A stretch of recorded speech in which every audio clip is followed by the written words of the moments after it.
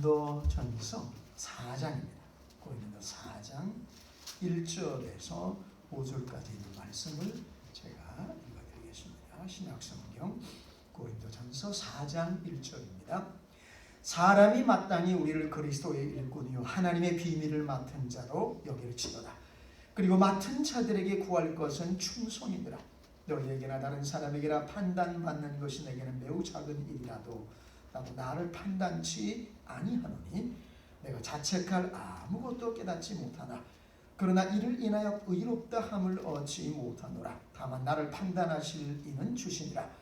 그러므로 때가 이르기 전 곧 주께서 오시기까지 아무것도 판단치 말라. 그가 어두움에 감추인 것들을 드러내고 마음의 뜻을 나타내시리니 그때 각 사람에게 하나님께로부터 칭찬이 있으리라. 아멘. 제가 이 미국에 와서 이 대학원 이렇게 쭉 공부를 하고 또 미국의 그 교육 시스템을 살펴보니까 한국하고는 좀 많이 다른 면이 있더라고요. 물론 지금 한국도 많이 달라졌지만 제가 어릴 때는 이 교실이 공포의 분위기였어요. 한 교실 안에 한 60여 명이 많이 있지 않았습니까? 공부를 했는데 선생님들이 그때는 몽둥이 하나씩을 아주 기본으로 다 들고 다녔어요. 근데 이게 그냥 뭐 폼으로 들고 다니는 몽둥이가 아니었습니다. 숙제 안 해오는 애들 아주 그냥 그걸로 박살내는 몽둥이야. 제가 지금도 이 수십 년이 지나도 절대 잊을 수 없는 그 선생 한 분이 있었는데 영어 선생님이었어요. 이름도 안 잊어먹고 어형선이라고 독사같이 생겼어요. 제가 볼 때는 그래요. 얼마나 이 사람 무서운 사람인지. 이분은 보통 선생님들이 동글동글한 막대기 한 요만한 거 들고 다니는데 이분은 그 각진 이렇게 각고목같이 생긴 각진 몽둥이를 들고 다녀요. 숙제 안 해오면 그걸로 손바닥을 때리는데 기본이 10대야. 그리고 얼마나 세게 때려치는지 그냥 안 해온 애들 다 일어서게 해가지고 딱딱 때리고 있으면 기다리고 있는 사람들은 전부 다 지금 아주 사시나무 떨듯이 애들이 얼마나 무서워요. 에? 야, 저도 이거 몇 대 맞아봤는데 아주 그냥 이 손이 정말 떨어져 나갈 것 같더라고요. 폭력적이에요, 선생님들이. 그러니까 막 애들을 억압하고 무섭게 하고 강제적으로 그렇게 해서 의도는 좋죠. 아이들 공부 잘 할 수 있도록.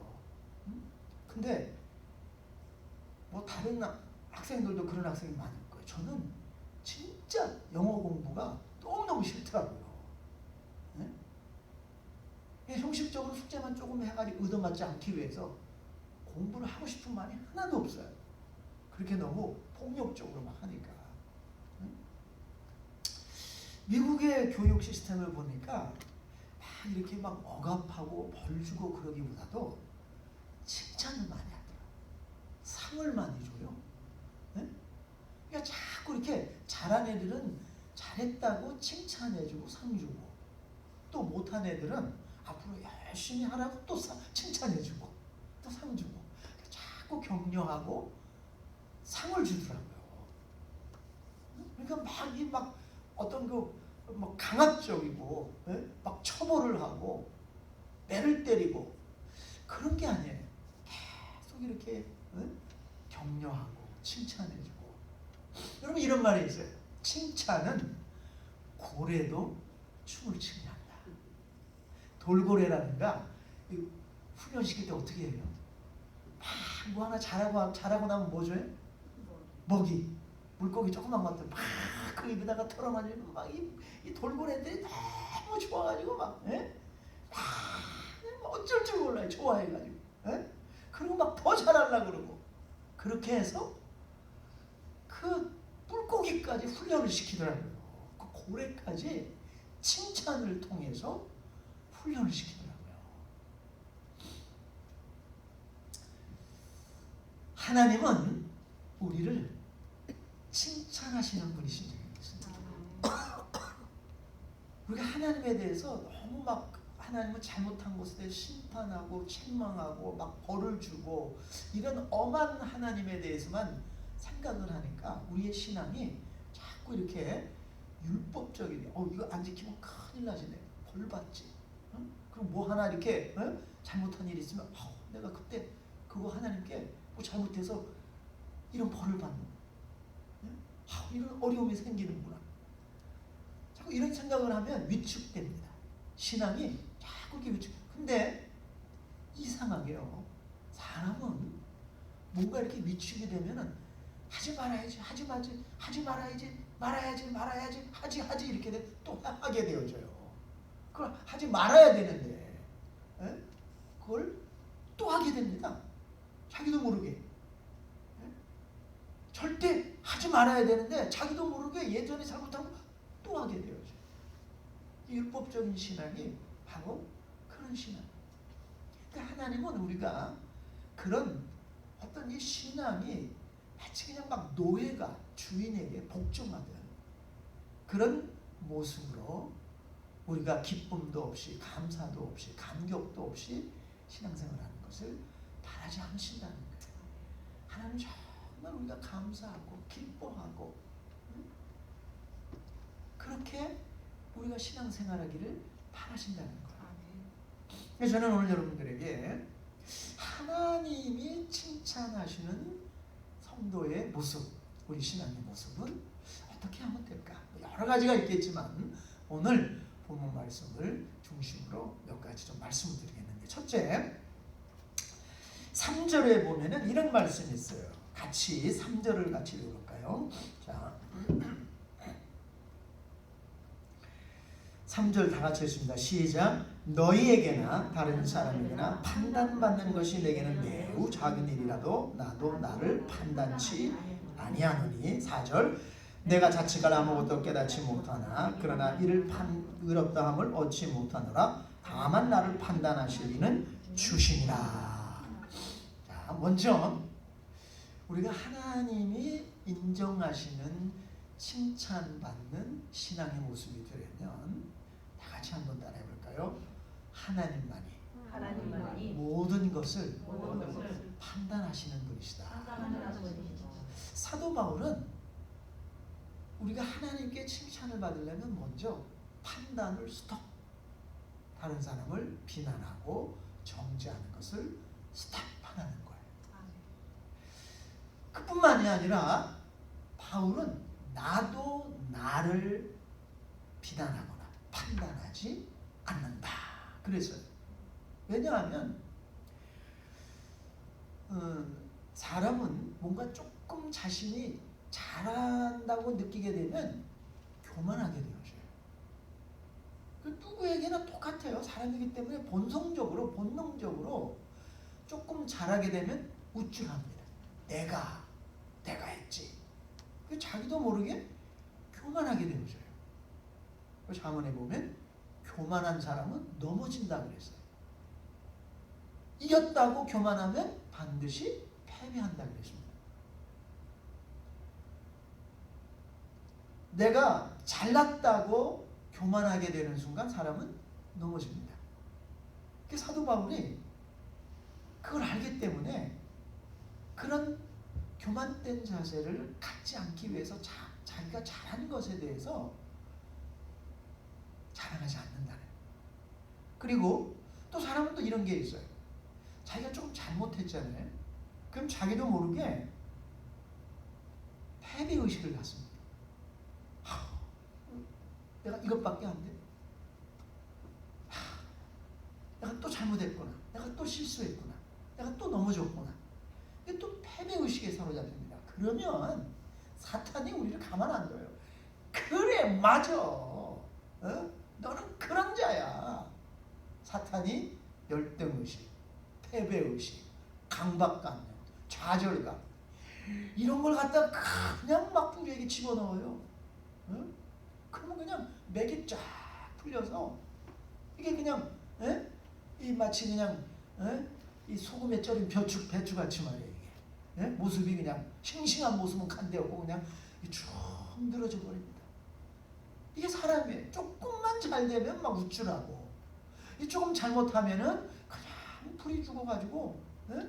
이게 그냥 막 짓눌려 있고. 그래서 우리에게 판단하지 말라 그랬어요. 왜?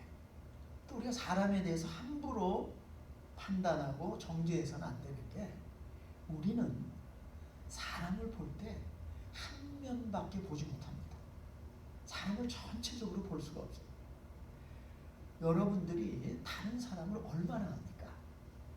내가 그 집을 아무리 찾아다니고 뭐 20년, 30년 알았다 그래도 그분에 대해서 제가 확실하게 말할 수 있는 것은 10%도 안 돼요. 아우, 나 그 사람 다 알아. 이거 거짓말이에요. 어떻게 다 알아? 할 수가 없어요. 네? 다 안다고 생각했는데 실질적으로는 그 사람에 대해서 10%도 모르고 있는 거예요. 그런데 함부로 심판하고 정죄하고 판단하고, 그리고 사람은 동기를 보지 못해요.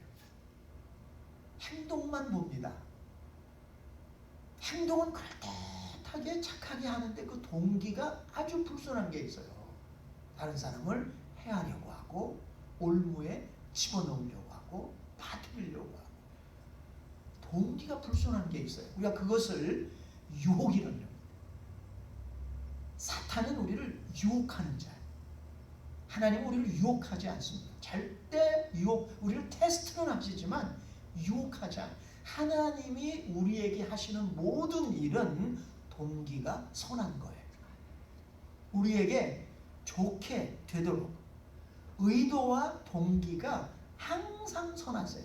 근데 사탄이 우리에게 주는 것은 항상 동기가 불선합니다. 근데 이것이 아주 아름답게 포장이 되어져 있어요. 멋있는 걸로. 그래서 우리가 넘어가는 거예요. 사기꾼을 보세요. 얼마나 그럴듯하게 말합니까? 근데 그 동기가 뭐예요? 사기치는 거잖아요. 내 재산 뺏어가려는 거잖아요. 숨은 의도와 동기를 우리가 다 알 수가 없어요. 그러나 하나님은 아세요. 사람은 겉모습밖에 몰라요. 행동으로 나타나는 것밖에 보지 못합니다. 그 행동이 어떤 의도를 갖고 있고 어떤 숨은 동기를 갖고 있는지 알 수가 없어요. 감추어져 있기 때문에. 그런데 하나님은 아신다는 거예요. 사무엘이 이스라엘 왕을 다시 세우라고 하는 하나님의 말씀을 받았을 때 이새라고 하는 사람이 아들이 8명이 있었습니다. 그 중에 하나 내가 뽑겠다. 사울이 하나님 말씀 안 들어가지고 하나님이 이렇게 잘 되게 하니까 교만하게 됐어요. 그래서 내가 막 무찔대면서 하나님 뒤로 하고 자기가 앞서서 나가다가 하나님께 버림받게 됩니다. 하나님이 사울을 패하셨어요. 자, 다윗을 왕으로 이제 기름을 부으러 사무엘이 갔을 때 이새의 7 아들이 전부 다 사무엘 앞에 일렬로 쫙 서 있었어요. 맏아들부터 시작해서 야, 너무 다 인물들이 좋아. 너무 잘생기고 훌륭해. 그 사무엘이 장자에게 기름을 부으려고 하니까 하나님이 아니다. 그는 내가 택한 자가 아니다.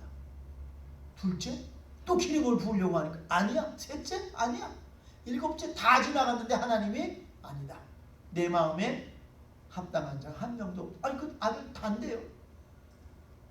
그 아버지에게 물었어요. 아들 또 없냐? 아유, 막내가 있는데 아주 그 보잘것없는 놈이에요. 그래서 형들에 비해서는 너무 보잘것없고 초라해서 지금 저 들에서 양을 치고 있습니다. 데리고 와. 다윗이 사무엘 앞에 섰을 때 하나님께서 말씀하세요. 이가 그리라.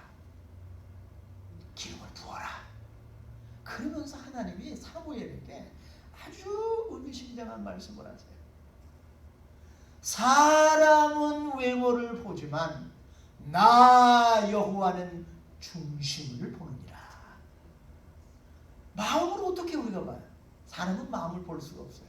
하나님은 마음을 보신다. 하나님은 동기를 보세요. 하나님은 숨은 의도를 보십니다.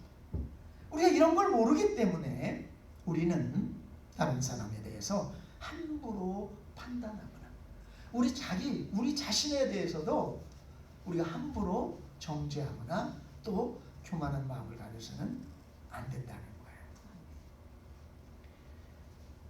여러분 사실 이 성경에 보면은 예수님의 모습이 여러분 어떻겠습니까?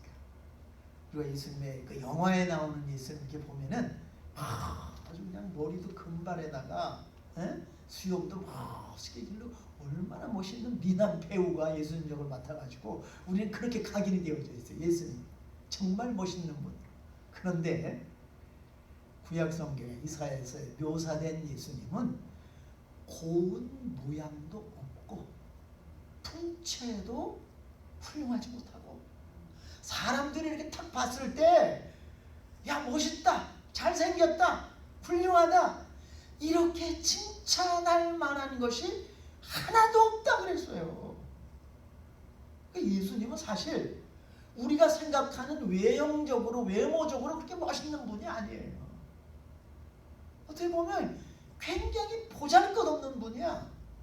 키도 작았을 수도 있어요.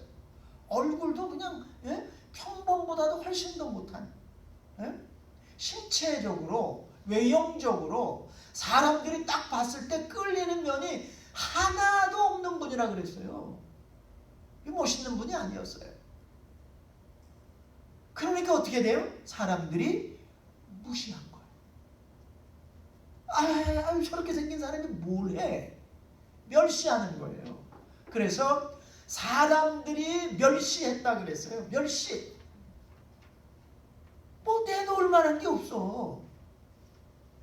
사도 바울은 어떻게 생겼는지 아세요? 사도 바울은요 대머리였어요. 그리고 키도 작았습니다. 코는 매부리 코였어요. 진짜 못생겼어요. 외형적으로 볼 때는 사람들이 흠모할 만한 것이 없어요. 우리는 사람들을 전체적으로 보지 못하고 한 면만 보기 때문에 또 숨은 의도와 동기를 모르기 때문에 때로는 우리 자신에 대해서도 우리가 내가 왜 이걸 하는지 동기를 잘못 모를 때가 있습니다. 함부로 심판하거나 정죄하지 말고 이것은 하나님께 맡겨야 돼요. 하나님께 맡기시면 돼요. 내가 재판자가 돼가지고 내가 심판자가 돼가지고 이래저래 막 이렇게 정죄하거나 심판하게 되면 사도 바울이 로마서에 보면은 판단하는 네가 같은 일을 행하고 정죄하는 네가 같은 일을 행합니다. 사람은 그래요. 내가 저 사람을 막 비난했는데 어떤 행동 때문에 나중에 알고 보니까 내가 그 행동을 똑같이 하고 있어요. 이게 사람의 약한 모습이에요. 우리는 숨은 의도와 동기를 모르기 때문에 판단과 정죄는 하나님께 맡겨야 돼요. 하나님이 이런 신앙의 모습을 기뻐하세요. 그 다음에 두 번째로는 6절에 있는 말씀 보십시다. 6절 다 같이 읽읍시다. 시작. 형제들아 내가 너희를 위하여 이 일에 나와 아볼로를 가지고 본을 보였으니 이는 너희로 하여금 기록한 말씀밖에 넘어가지 말라 한 것을 우리에게 빼어 서로 대적하여 교만한 만큼을 먹지 말게 하려 함이라. 자 여기에 아주 중요한 말씀이 기록이 되어져 있어요. 기록한 말씀밖에 넘어가지 말라. 여러분 우리 신앙은 말씀대로의 신앙이 되어줘야 됩니다. 기록된 말씀 이게 우리 신앙의 최고 중요한 거예요. 하나님의 말씀은 경기하는 선수들에게 있어서 룰과 같은 겁니다. 룰을 무시하고 경기를 하는 선수는 이겼다 그래도 금메달을 땄다 그래도 나중에 그 메달이 취소됩니다. 룰대로 해야 돼요. 경기의 법칙대로 경기를 해야 됩니다. 하나님의 말씀은 헌법과 같은 거예요. 나라의 헌법과 같은 겁니다. 나라의 헌장과 같은 거예요. 자, 헌법이 무시되네. 그래서 나라가 망할 때 가장 두드러지게 나타나는 현상은 헌법이 무시되는 겁니다. 나라가 망할 때 나타나는 가장 두드러진 현상은 법관들이 타락하는 거예요. 법은 최고의 그 어떤 판단자잖아요. 법관은. 예? 근데 그 법관이 판단을 잘못하게 되면, 그리고 또 그 고의로 잘못하게 되면 죄 없는 사람을 죄 있다고 누명씌워서 감옥에 보내게 되어지고, 죄 있는 사람은 무죄 판결을 내서 풀어줍니다. 그래서 법이 굶으면은 하나님께서 선지자들을 통해서 책망하실 때에 이 문제를 가장 심각하게 다루었어요. 법이 굶는 거예요. 심판하는 사람들이 타락하는 겁니다. 그 법관이 잘못 판단을 내리게 되면 어디 가서 우리가 억울한 일을 하소연합니까? 판단해줄 사람이 없어요. 에? 내가 판단 받으러 갔는데 그 사람이 죄도 없는 나를 감옥에 집어넣으려고 그래. 법은 이렇게 중요한 거예요. 법은. 여러분, 오늘날 우리가 거의 1년 9개월간 이 코로나 때문에 너무너무 우리뿐만 아니라 전 세계 사람들이 고통을 받았어요.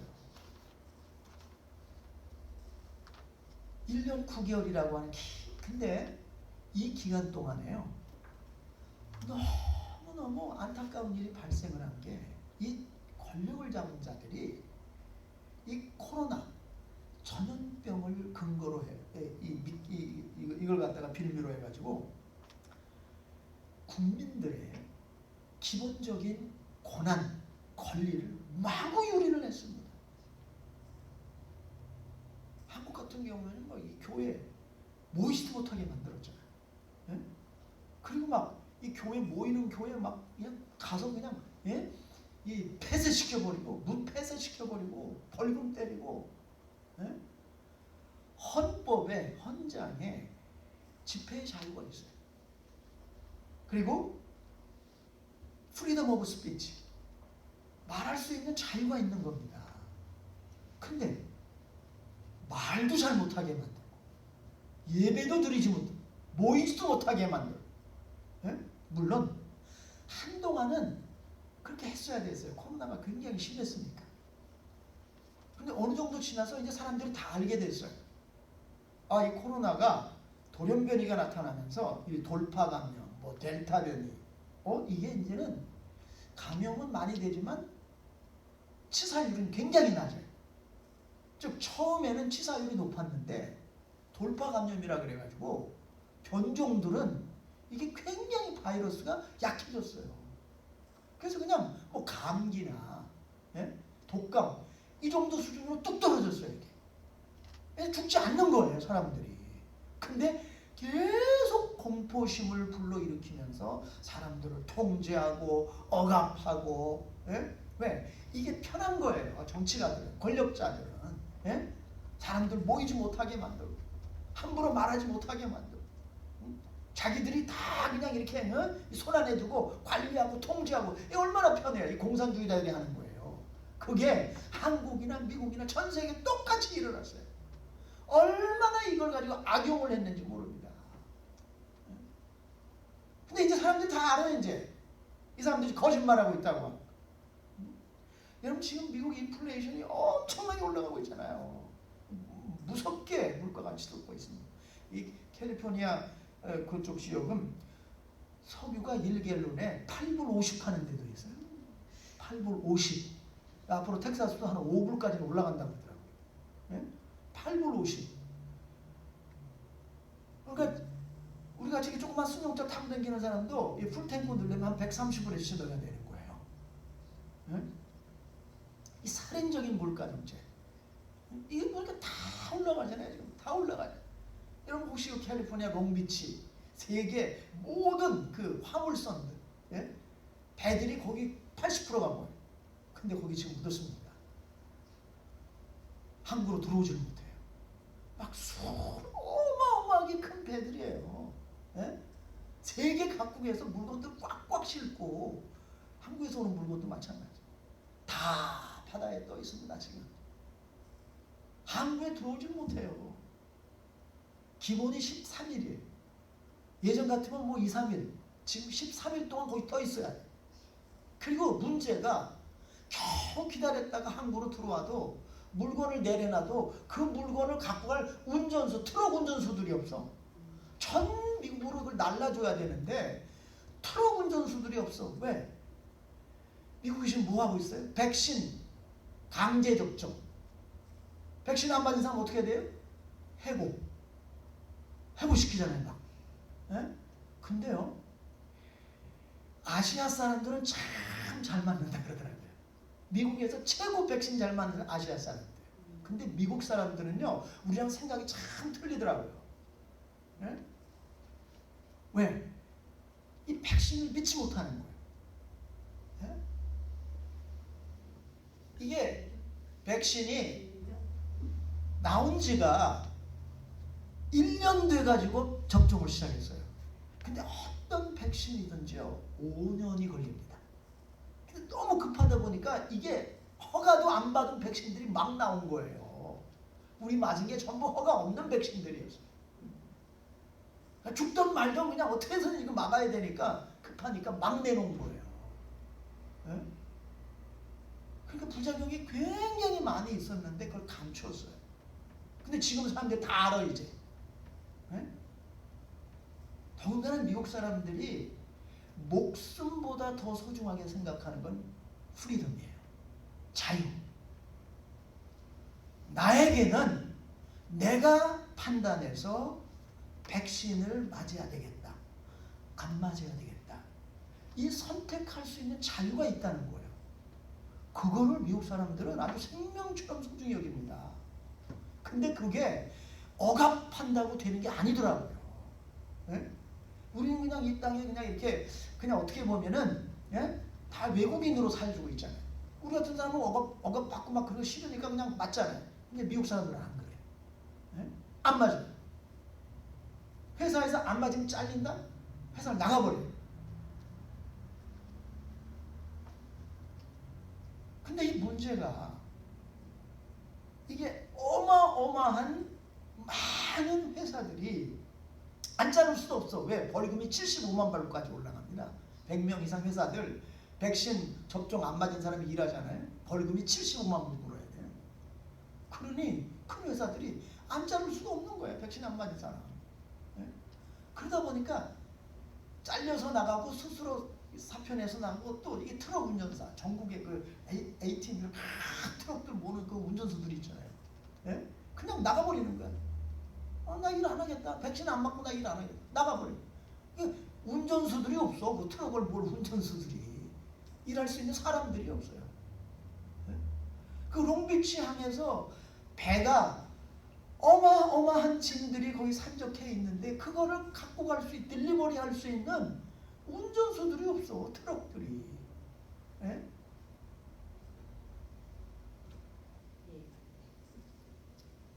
여러분, 우리가 이 나라의 기강이 설려면 헌법이 목숨보다도 소중하게 지켜져야 됩니다. 일반 국민들에게 그거를 강요를 하면서 권력자들이 그걸 무시해버리면 이건 특수상황이야. 특수상황. 예? 그래서 1년 9개월 동안 이거 울컥먹었단 말이에요. 한국도 마찬가지고요. 예? 그러니까 미국 사람들이 지금 너무너무 분노하고 있는 겁니다. 너무너무 분노가 이제 막 머리끝까지 지금 치솟아 있는 상태예요. 지금 참고 참았던 게 예? 이제 아주 그냥 이 폭발 직전이에요 지금. 너무 이걸 울켜먹고 사람들이 다 알고 있는데도 예? 왜 끊임없이 거짓말로 사람들 선동하고 법을 무시하고 헌법을 무시하고 예?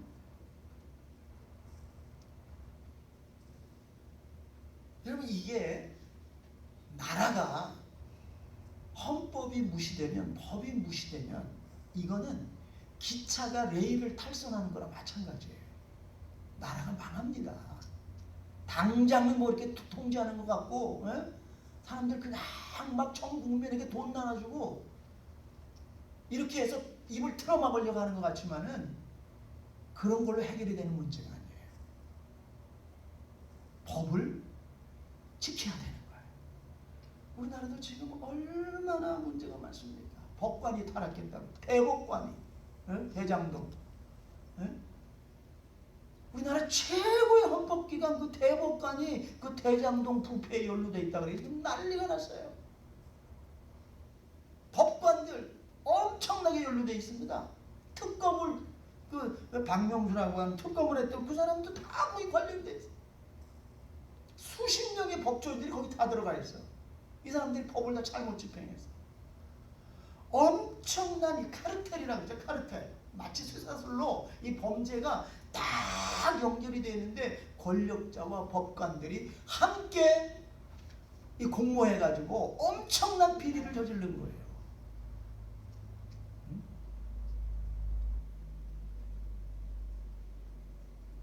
그럼 제가 왜 이 말씀을 드리는 거냐면 우리는 어떤 상황에서도 하나님 말씀으로 돌아가야 돼요. 예전에 하나님의 말씀이 없었을 때는 하나님이 꿈으로도 말씀하셨어요.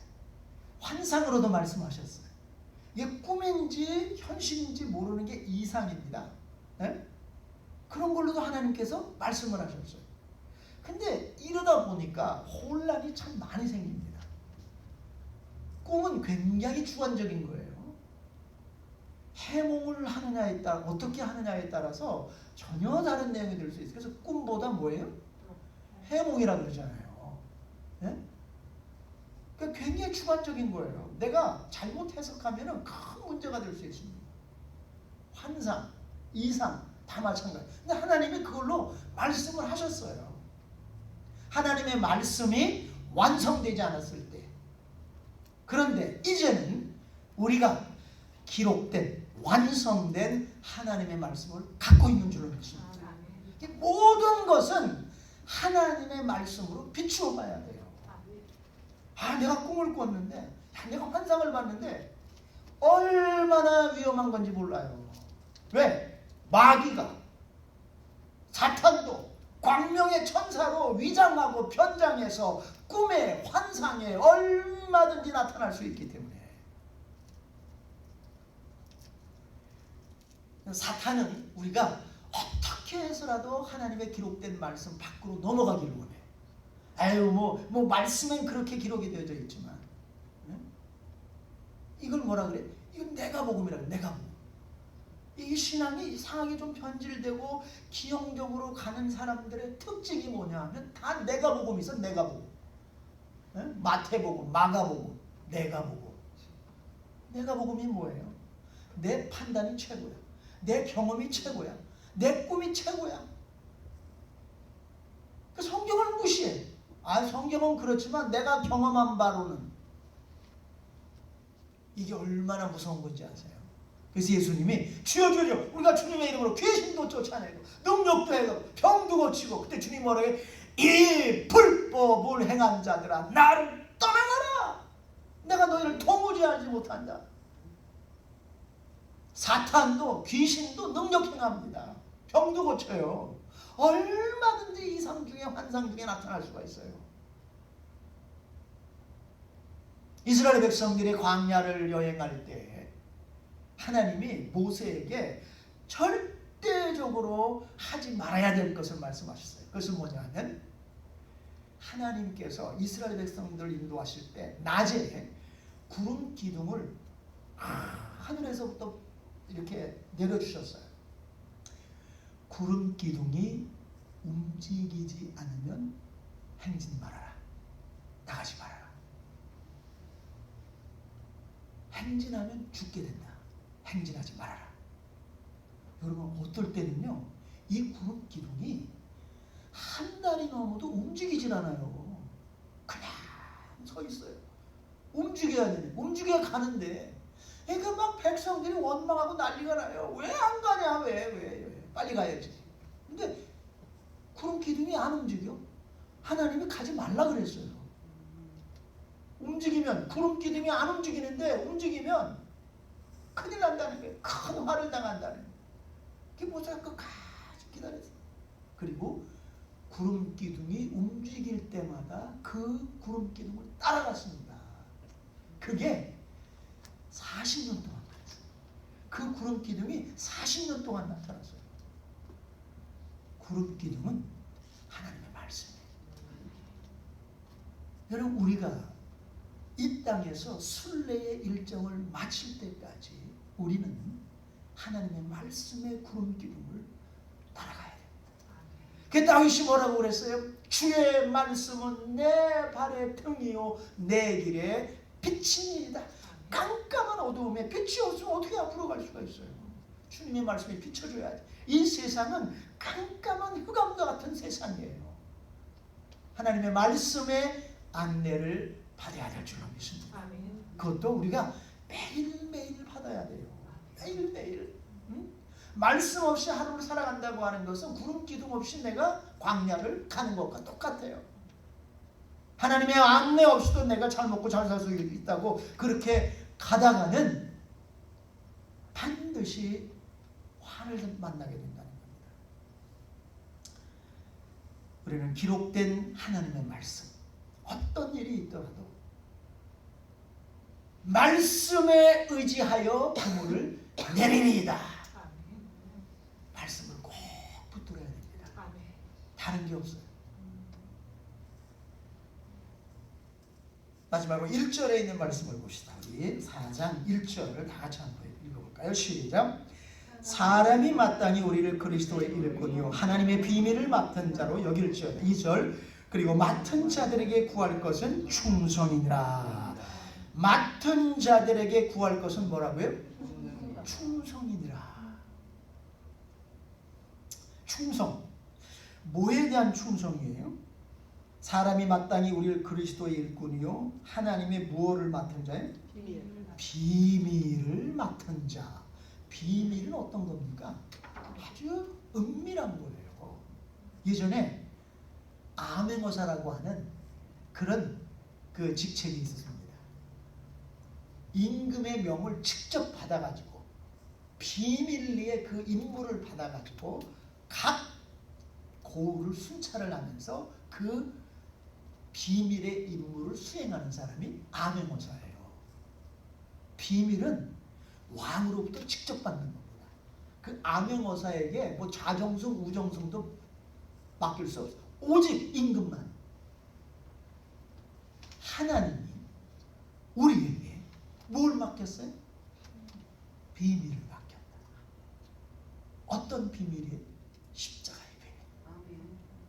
그래서 우리는 하나님의 비밀을 맡은 엠베서더, 대사인 줄로 믿습니다. 그럼 하나님이 저와 여러분에게 하늘 천사에게 맡길 수 있어요. 천사에게 안 맡기고 하나님이 우리에게 맡기셨어요. 여러분에게 맡기셨어요. 다 같이 한번 따라해볼게요. 여러분 스스로 가슴에 손을 얹고 나는 그리스도의 비밀을 맡은 대사다. 하늘나라의 대사다. 할렐루야. 예수님께서는 하늘과 땅에 있는 모든 권세를 내게 주었으니 너희는 가서 모든 족속으로 제자를 삼아 그들을 구원하고 권세를 주었어요. 우리에게 하늘과 땅의 모든 권세를 주님이 다 쥐고 있는데 그 권세를 우리에게 위임하셨다. 우리는 하나님의 비밀을 맡은 그리스도의 대사인 줄로 믿습니다. 예수님께서 또 뭐라고 그랬어요? 너희 말을 듣는 것이 곧 내 말을 듣는 것이다. 여러분이 누구에게 예수님의 이름으로 복음을 전해줄 때 그거는 예수님이 직접 하는 것과 똑같다는 거예요. 여러분의 말은 여러분의 말이 아니에요. 그게 누구의 말이에요? 예수님의 말. 하나님이 직접 하시는 말과 똑같다는 거예요. 부자가 지옥에서 막 고통당하면서 내 형제들 친척들 이곳에 오지 않도록 제발 가서 나사로 보내서 전해주세요. 그때 하나님께서 뭐라 그래요? 땅에 복음을 전하는 사람, 그들의 말을 듣지 않으면 죽었다가 살아가서 간다 해도, 즉 예수 그리스도가 다시 가서 전한다 해도 안 듣는다는 거예요. 여러분이 복음 전해서 안 듣는 사람은요, 예수님이 직접 와서 전해도 안 듣는다는 거예요. 안 믿는다는 거예요. 제가 이번 주에 그 한국 선교사 가운데 이스라엘을 또 선교하시는 분들이 있더라고요. 최윤아라고 하는 그 이스라엘 선교사분이 계신데, 이분이 이스라엘에서 10년 동안 사역을 했대요. 근데 이분이 하는 말이, 이스라엘 사람들은 지금 전 세계에서 가장 복음의 분모지래요. 그들은 아직 메시아를 기다리고 있고 예수 그리스도를 전혀 구세주로 인정하지 않고, 그렇게 정말 하나님만 유일하게 섬기는 유대인들이 지금 얼마나 타락하고 세속적이 되어지고, 세계에서 가장 복음이 필요한 사람들이 이스라엘 사람들이라고 그러더라고요. 응? 근데 복음을 전하면요, 어떤 세계 사람들보다 강팍하게 예수 그리스도를 아직까지 부인하고 안 받아들이는 사람들이 이스라엘 사람들이래요. 응? 세계에서 제일 힘들어. 세계에서 복음 전하기 제일 힘든 사람들이 일본 사람들입니다. 일본 사람들. 응? 왜? 일본에는 귀신이 800만 귀신이나 있대요. 일본은 집집마다 다 우상단지가 있습니다. 힘들어요. 일본이 얼마나 복음을 전하기 힘든지. 근데 그 일본 사람들보다 더 힘든 게 이스라엘 사람들. 얼마나 마음이 강팍하고 안 받아들여요. 응? 너희 말을 듣는 것은 곧 내 말을 듣는 것이다. 여러분, 충성은 변치 않는 겁니다. 끝까지 시작과 끝이 동일한 거예요. 이런 말이 있잖아요. 끝이 좋아야 모든 것이 좋다. 인간관계도 보면요, 끝이 좋아야 될 것 같아요. 끝에 보면 아는 것 같아요. 그래서 여러분들이 사람하고 관계를 맺을 때 항상 끝을 좋게 해야 돼요. 이 사람하고 지금 내가 헤어지면서 뭐 이렇게 맺힌 게 없게, 섭섭한 게 없게, 끝이 좋아야 되는 것 같아요. 참, 제가 여기 이 미국에서도 한 30년 이상 살면서 깨달은 게 뭐냐면, 사람은 이상하게 다시 만나더라고요. 다시 만나요.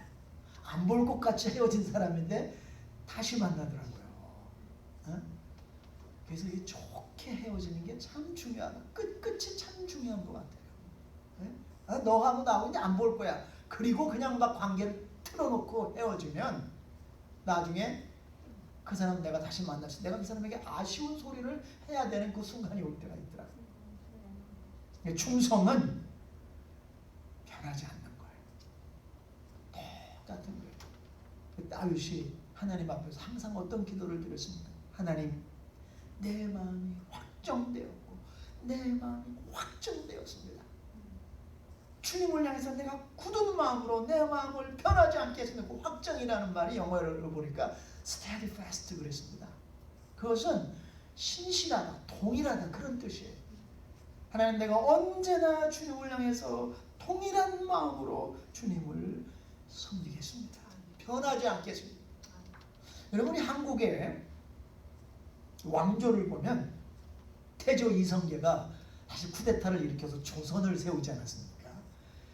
근데 그 쿠데타를 일으켜가지고 이제 막 그때 고려 왕조였어요. 이제 왕을 쫓아내야 되는데 그 쫓아내는 일에 이제 선봉장이 이게 최고 권력의 중심에 있었던 사람 중에 하나가 정몽주였습니다. 정몽주. 그래서 이 이성계의 아들 이방은 나중에 그 태종이 되잖아요. 조선 3대 왕입니다. 세 번째 왕. 근데 그 이성계의 아들 이방원이 정몽주, 고려의 충신이었어요. 이 사람을 설득하면 고려 왕조를 무너뜨리고 이성계가 당장 이제 임금이 돼도 괜찮아요. 이성계를 만났습니다. 그러면서 이제 설득을 할 때 그 유명한 이제 이 시를 이런 시를 읊었습니다. 이런들 어떠하리 저런들 어떠하리 만수산 드렁치기 얽혀진들 어떠하리 우리도 얽히고 설켜서 100년까지 누리세 100년을 누리세. 야 이러면 어떻고 저러면 권력만 쥐고 부귀영화만 잘 먹고 잘 살면 그만 아니냐. 우리 함께 잘 먹고 잘 살자. 100년을 함께 잘 먹고 잘 살자. 그럴 때 정몽주가 이런 시로 화답을 합니다. 이 몸이 죽고 주고 100번 고쳐주고 백골이 진토되어 넋이라도 있고 없고 임향한 일편단심이야. 변할 수 있으려 타협하지 않았어요. 임금에 대한 충성을 끝까지 100번 고쳐 죽는다고 해도 나는 바뀌지 않는다. 타협할 수 없다. 결국 이 선지교 이방원을 만나고 가다가 선지교 다리에서 이방원의 자객들에 의해서 암살돼서 죽습니다. 그래서 우리가 정몽주 하면은 아주 그 충성의 그냥 대명사로 불리는 사람 아니에요. 변하지 않았어요. 여러분 우리가 주님을 향한 충성이 변하면 안 돼. 한결같아. 처음과 끝이 통일해야 됩니다. 예전에 예수님의 제자들이 사실 한 사람도 남이 없이 다 순교했어요.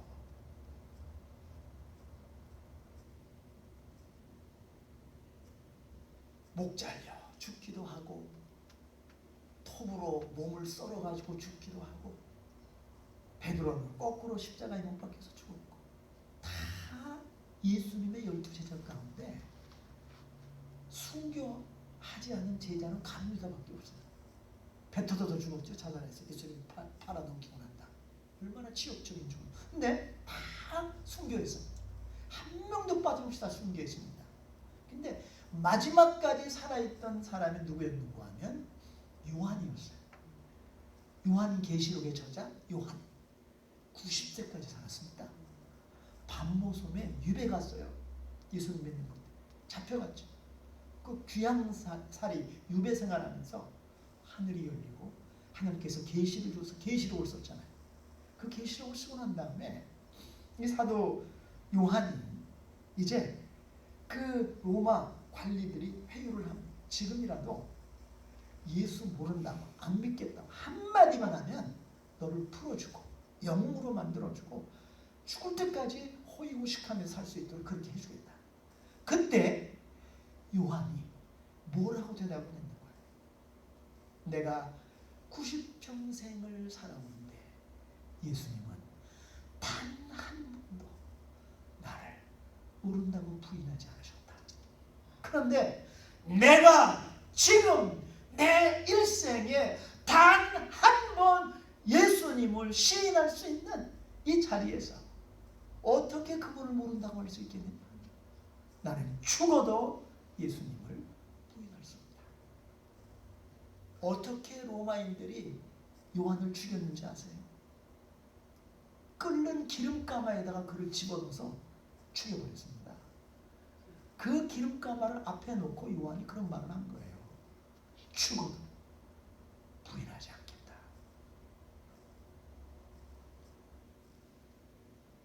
여러분, 충성은 똑같은 겁니다. 어떤 어려움 가운데서도 한결같은 거예요. 바뀌면 배신이 되죠. 주님께서 요한계시록의 7교회 가운데 어떻게 보면 가장 환난과 어려움, 힘든 상황 가운데 있는 서문화 교회를 칭찬하셨어요. 그러면서 뭐라고 말씀하시는가 하면 내가 죽도록 충성하라. 그리하면 생명의 멸류관을 너에게 주겠다. 환난이 있었습니다. 있었어요. 가난이 있었습니다. 고난이 있었어요. 그 한가운데서도 이 서문학교의 성도들이 끝까지 주님을 믿고 변치 않는 신앙을 가지고 신앙생활하는 모습을 보니까 주님이 얼마나 감동을 받으셨는지, 내가 그 모든 걸 다 안다. 다 안다. 너의 형편과 사정을 다 안다. 죽도록 충성하라. 생명의 면류관을 너에게 주리라. 여러분, 오늘 이 귀한 말씀을 우리 교회가 여러분 한 사람 한 사람 주님께로부터 받게 되시길 바랍니다. 생명의 면류관을 받는 자리에 우리 모두가 서게 되시기를 주님의 이름으로 축원드립니다. 기도하시겠습니다. 사랑의 하나님, 우리가 정말 부족하고 연약한 모습임에도 불구하고 하나님은 우리를 꾸짖지 않으시고 책망하지 않으시고 여전히 사랑하시고 여전히 우리를 위로하시고 격려하시고, 우리가 주님을 위해서 작은 봉사라도 하게 되어주면 우리 주님이 너무 감동을 받으셔서 정말 내가 작은 일에 충성하였으니 많은 것으로 네게 맡기리라, 이렇게 칭찬해 주시니 너무 고맙습니다. 우리 모든 성도님들이 이렇게 주님께 칭찬받는 복된 신앙인들 되게 하옵소서.